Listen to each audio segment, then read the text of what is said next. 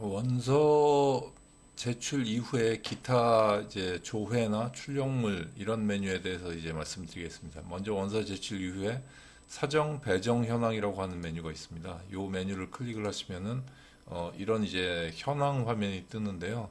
이 사정 배정 현황은 평준화고에만 해당이 되는 그 내용입니다. 그러니까 평준화 쪽에 사정, 그리고 평준화 배정 이후에 배정, 어느 학교에 배정이 됐는지 그 내용을 조회하는 그런 화면입니다.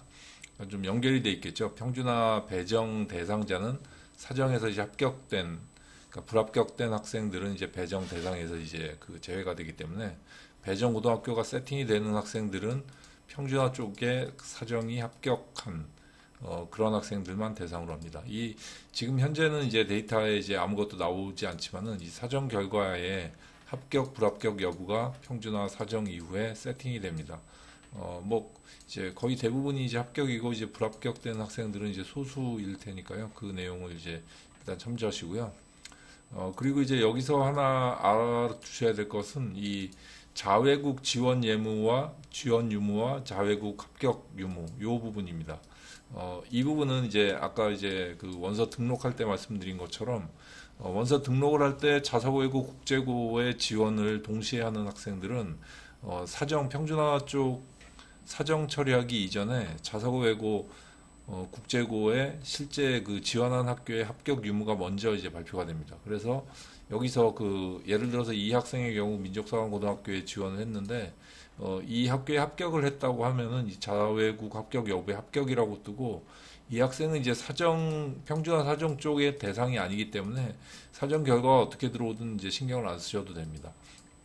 무슨 말씀이냐면 어쨌든 자사고 지원자 그 자외국 그 해당 그 지원 학교에 합격을 하면은 그 학교에 이제 진학이 결정이 됐기 때문에 후기 평준화고의 동시 지원을 그 저 원서를 같이 썼다고 하더라도 이제 사정 대상에서는 제외됩니다. 평준화 쪽의 사정 대상에서는 제외되기 때문에 왜냐하면 이제 사정 처리를 할 때 일반 지원자는 그 학생을 같이 사정을 해도 상관이 없겠지만 이제 정원 외 사정인 경우에는 총 정원의 뭐 3%를 계산하고 뭐 이런 식으로 그 계산하는 절차 프로세스가 있습니다. 그에 맞추기 위해서 자사고 외고 국제고 지원에 합격한 학생들은 사정 대상에서 제외 처리를 합니다. 그래서 이 학생들 이런 그 지원한 학생 중에 자사고 외고 국제고에 합격한 학생들은 리스트에는 나오지만 사정 대상에서는 제외된다.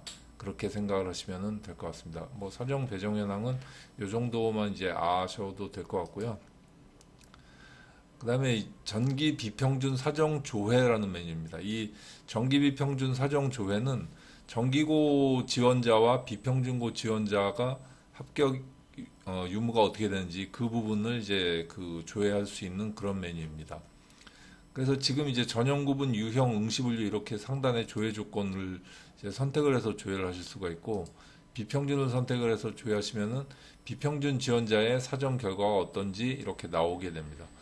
여기에 이제 아직 사정 전이라고 표시가 되면은 이거는 해당 학교에서 아직 사정 결과를 공개하지 않은 상태입니다. 그래서 이제 만약에 이제 일정이 그 결과가 공개가 되어야 되는데 아직 공개되지 않았다면은 교육청이나 혹은 해당 고등학교에 직접 이제 연락을 하셔가지고 사정 결과가 아직 왜 나오지 않는지 그걸 확인해 보시기 바랍니다. 전기도 마찬가지고요. 전기로 선택을 해서 조회를 하시면은 전기고등학교 이제 합격 유무가 이렇게 조회가 됩니다. 이제 불합격인 학생들은 지금 이제 원서 등록 화면에서 보시면은 예를 들어서 1번, 8번, 9번, 10번 이렇게 나와 있는데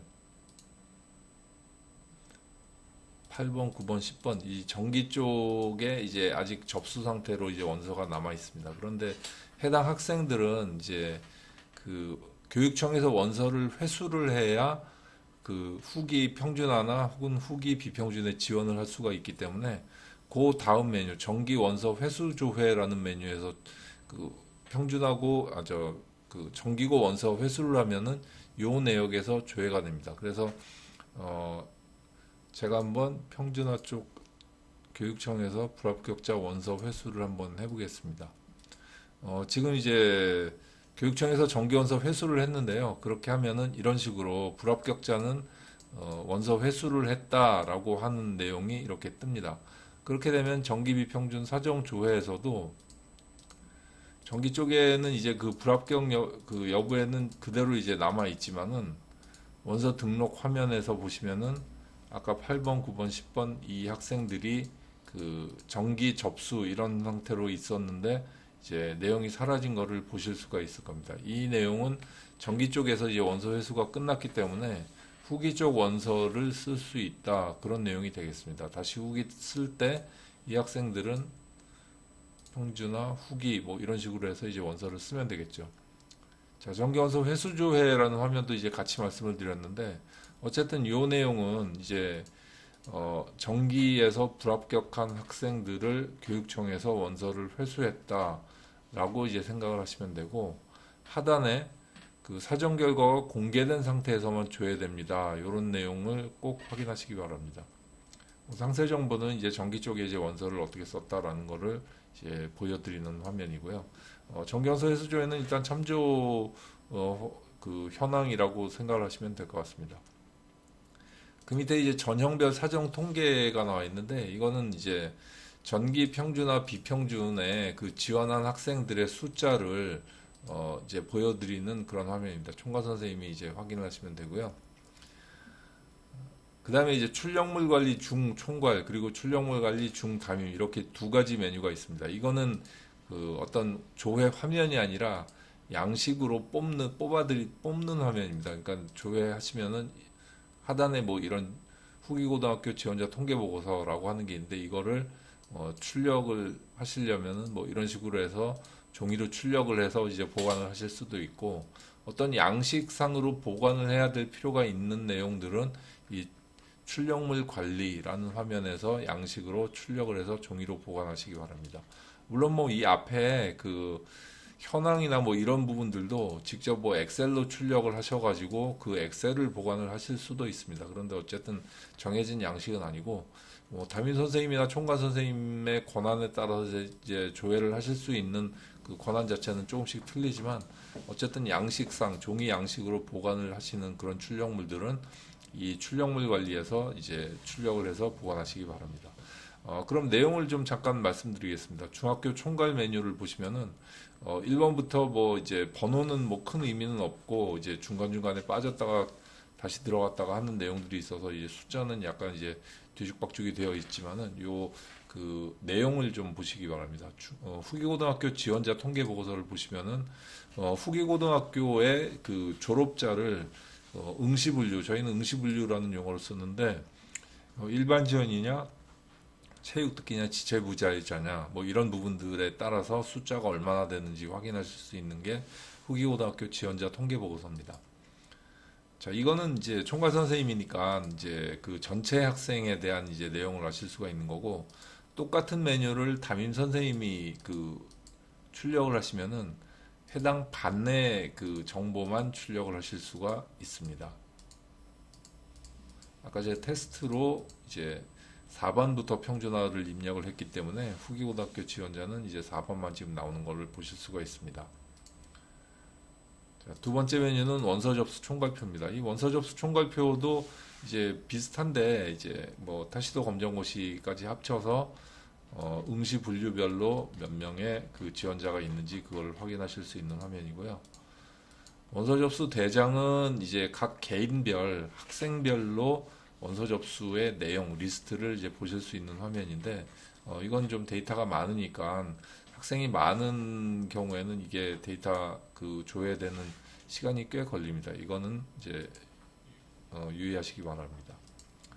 그다음에 형제자매 접수 대장인데 이 부분이 좀 중요합니다. 아까 그 쌍둥이 원서 등록 할 때 쌍둥이 등록을 말씀드렸는데 이렇게 이제 쌍둥이 등록이 정상적으로 잘 됐는지 그거를 이제 확인을 하시면 되겠습니다. 그러니까 이제 각 개인별로 쌍이 맞는지 예를 들어서 여기에 이제 뭐 이 박나호라는 학생의 쌍이 공알화라는 학생이고 공알화라는 학생의 쌍이 박나호라는 학생이고 각각 그 등록이 잘 되어 있는지 쌍둥이 성별도 정상적으로 다 등록이 되어 있는지 그런 부분들을 이제 잘 이제 확인하시기 바랍니다. 이게 지금 나중에 이제 지금 여기에는 이제 희망배정 학교가 없지만은 희망 배정 학교가 이제 등록이 되면은 이 기준 학교 그 기준이 되는 학생을 이제 희망하는 학교에 배정이 되면은 그 학생을 종속되는 학생이 이제 따라가는 거기 때문에 이 쌍둥이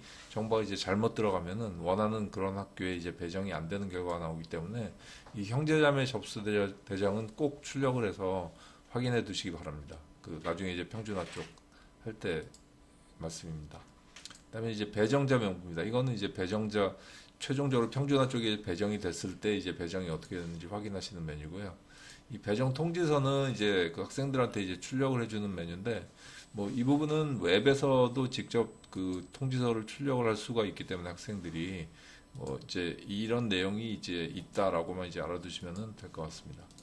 그다음에 뭐 성적 산출 대장 성적의 그 산출 점수가 이제 어떻게 나온다 하는 부분들을 이제 출력을 하는 화면이고요. 접수증은 평준화 원서 접수증, 이건 평준화 원서 등록할 때도 이제 말씀드렸지만, 평준화 원서 등록을 하고 나서 이제 웹에서 지망 등록을 학생들이 등록을 하려면은 요 접수증을 꼭 출력을 해서 이제 학생들한테 이제 배부하고 잊어먹지 않도록 꼭 주의를 주시기 바랍니다. 여기에 나와 있는 이 접수번호와 학번 그리고 비밀번호 이 세 가지는 웹에서 이제 원서 지망 등록을 하기 위한 그 로그인 정보이기 때문에 요거는 이제 좀 잊어버리지 않도록 꼭 이제 주의를 주시기 바랍니다. 접수증 비평준 쪽하고 접수증 전기 쪽 부분들이 있는데 이거는 이제 뭐 동일하게 그 평준화 쪽과 동일한 이제 접수증이고요. 이제 필요하실 때 이제 나눠드리는 뭐 그런 내용이 되겠습니다.